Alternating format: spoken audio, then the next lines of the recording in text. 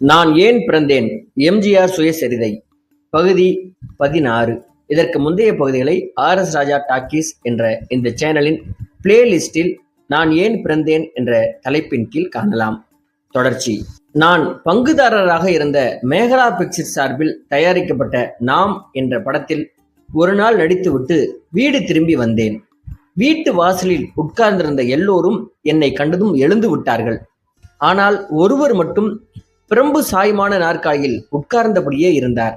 என்னுடன் முன்பு நாடக கம்பெனியில் இருந்தவர் அவர். எல்லோரும் எழுந்து நிற்க அவர் மட்டும் எழுந்திருக்காமல் உட்கார்ந்திருந்தது எனக்கு ஆத்திரமூட்டியது. இத்தனை பேர் என்னை பார்த்ததும் எழுந்து நிற்கிறாங்க, இந்த ஒரே ஒரு ஆளுக்கு மட்டும் என்ன அகம்பாவம், கொஞ்சம் கூட மரியாதை தெரியலையே என்று எனக்கு ஆத்திரமாக வந்தது.